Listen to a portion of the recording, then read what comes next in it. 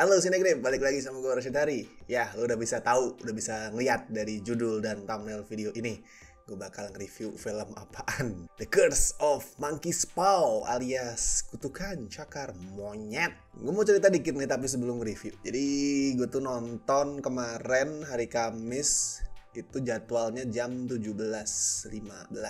Gue tuh nunggu agak jauh dari pintu studio. Jadi kayak di kursi yang kalau lo duduk di situ lo nggak akan bisa ngeliat studio tempat Kutukan Cakar Monyet ini diputar gitu. Kemudian gue ngecek jam, ternyata udah 17.20. 17.20 udah lewat 5 menit dari jadwal filmnya. Tapi belum ada announcement pengumuman pintu teater 1 telah dibuka. Itu nggak ada. Makanya gue bingung. Oke, coba deh gue cek. Gue datengin studionya kan. Udah dibuka dong pintunya. Tapi nggak ada petugasnya di situ. Kosong, nggak ada petugasnya. Gue masuk, nggak ada juga yang apa sih nyobekin tiket tuh nggak ada. Seolah tuh kayak bioskopnya sendiri nggak tega buat nyuruh gue nonton film ini. Sampai nggak ada yang jaga tuh, kayak nggak enak. Aduh, ini masnya mau nonton Cakar Monyet, saya nggak enak.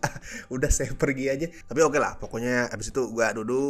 Dan begitu mulai, yang langsung keluar adalah Arswendi Bening Suara. Meyakinkan nih kalau di detik-detik pertama lo yang udah nongol adalah Arswendi. Jangan-jangan ini film lebih bagus daripada yang gue pikir kan. Terus kemudian Unique Priscilla ikutan nongol. Wah, ini dua aktor yang bagus. Jadi ceritanya mereka berdua itu adalah suami istri. Terus mereka berantem karena memperebutkan sebuah cakar monyet. Terus berantemnya makin panas sampai bergulat dan mereka tuh nabrak kaca di kamar sampai pecah, dan kaca pecah itu dibikin pakai CGI yang monyet banget, dan keduanya jatuh dari lantai 2 gitu kalau nggak salah. Dan setelah jatuh, karakternya Arswendi mati. Ternyata cuman cameo beberapa detik. Pantesan di trailer nggak ada sama sekali. Tapi karakternya si Unique Priscilla masih hidup. Dan nanti muncul lagi sebagai mumi. Soalnya mukanya tuh rusak. Jadi pas jatuh tuh mukanya berlumuran darah gitu. Kayaknya pakai CGI juga deh mukanya. Gue nggak terlalu jelas soalnya shotnya tuh cepet banget. Tapi kayak itu ada yang aneh dengan darah di mukanya gitu.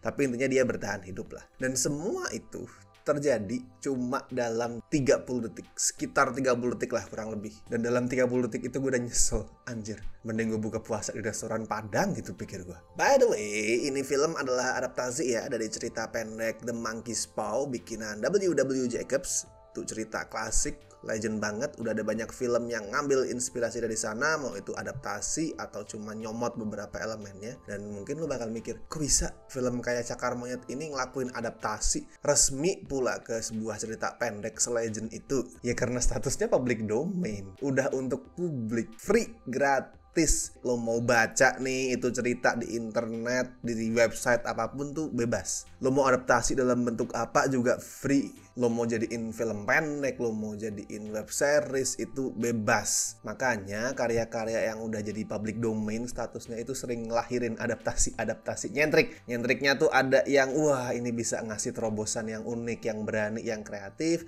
Tapi ada juga nyentrik yang kayak Kutukan Cakar Monyet ini. BTW alurnya adalah tentang Roy dan Amara yang baru pindah ke rumah peninggalannya tadi, Arswendi sama Unique. Roy itu lagi ngejar proyek besar sedangkan Amara lagi hamil. Jadi ceritanya si Amara yang diperanin Aureli Moremans nih yatim piatu dia. Dan sekarang dia udah sukses jadi istri laki-laki sukses. Ya gue bilang itu karena filmnya ngomong wah ini sudah sukses, tapi gue nggak dikasih tahu dia kerjaannya apa. Atau mungkin aktivitas lain gitu, aktivitas sosial misalkan jadi relawan apa gitu, nggak dijelasin. Pokoknya sukses. Saking suksesnya dia itu sampai jadi ini tuh loh, pembicara. Pertama kita ketemu si Amara ini dia jadi pembicara di panti asuhan tempat dia dulu tinggal. Dan di situ dia ngasih motivasi lah, cerita ke anak-anak yatim di sana soal gimana sih dia nggak pernah menyerah sampai akhirnya sukses menjadi istri seorang laki-laki sukses gitu. Oh, dan dia ngasih semacam kata mutiara gitu. Kalau nggak salah tuh apa ya, gue agak lupa detailnya, tapi kira-kira kalimatnya tuh jangan bahagia karena kita itu melakukan sesuatu, tapi kita lakukan sesuatu karena kita bahagia. Semacam itulah kira-kira. Tapi nggak penting juga sih. Soalnya perihal Amara jadi anak yatim piatu yang sukses tuh juga nggak ngaruh apapun ke plotnya. Nggak kayak misal kita ngeliat dia masih punya rasa sedih atau trauma karena dulu sebagai yatim piatu di panti asuhan dia kesepian, merindukan sosok orang tua gitu. Nggak ada juga. Mungkin pengen nampilin itu filmnya, tapi skripnya nggak nyampe sana. nggak bisa memunculkan kesan itu. Terus intinya Roy itu nemu cakar monyet yang keselip di sofa dan sadar kalau cakar itu bisa ngabulin 3 permintaan. Gimana Roy bisa tahu soal kesaktian itu cakar? Simple. Soalnya pas malam-malam nih, dia lagi merenung gitu, duduk nonton TV sendirian. Tiba-tiba di TV itu muncul sebuah acara. Lebih tepatnya sebuah video klip sih, yang nampilin sesosok siluman monyet. Nih gue serius nih, gue gak mengada-ada ya, gak lebay, gak bikin-bikin.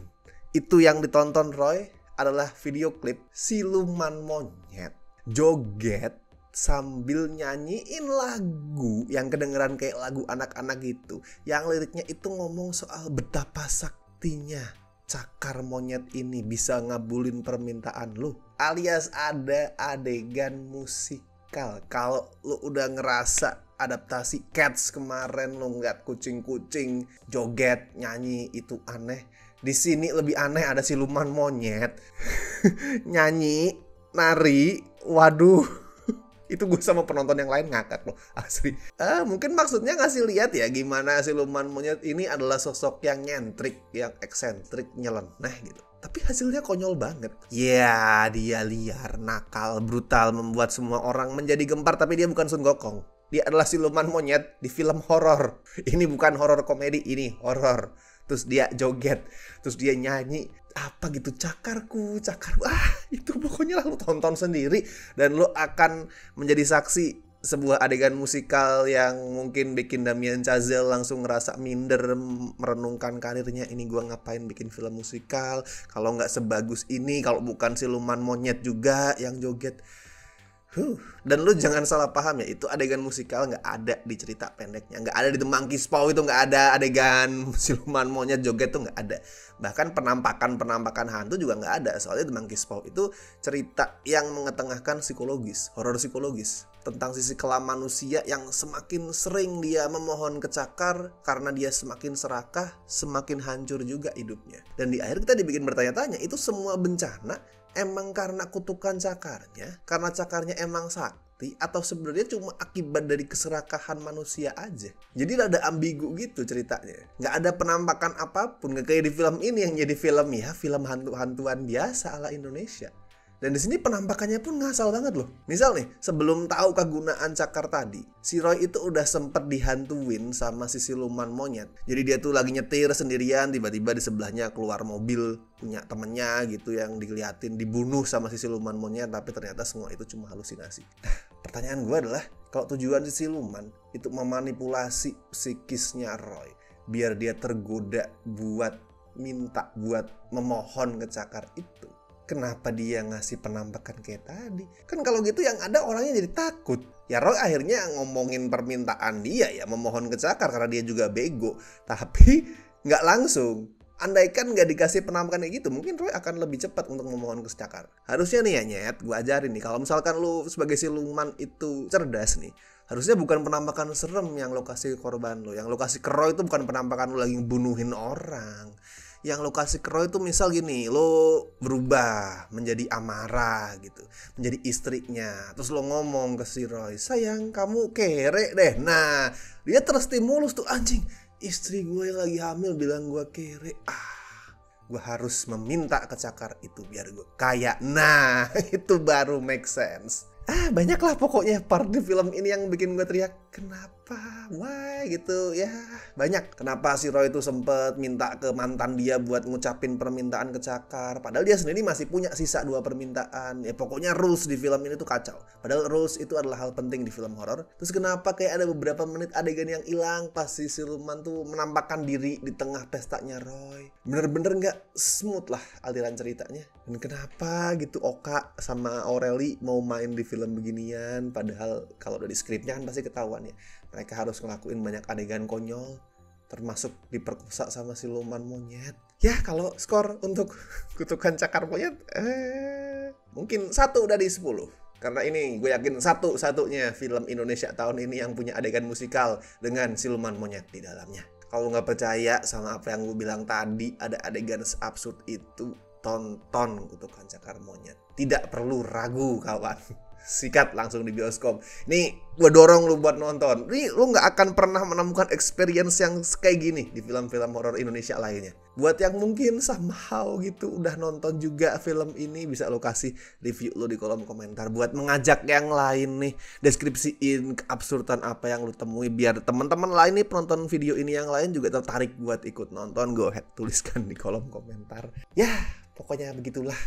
Seperti biasa, gue ingetin jangan lupa ini like videonya, share di medsos lo, subscribe Cinecrip, dan misalkan mau ngebantu kami dengan kasih donasi seikhlasnya biar terus bisa bertahan dan terus bisa nonton film-film absurd kayak gini, bisa klik tombol super thanks di bawah. So, gue Rashid Hari, see you in the next video.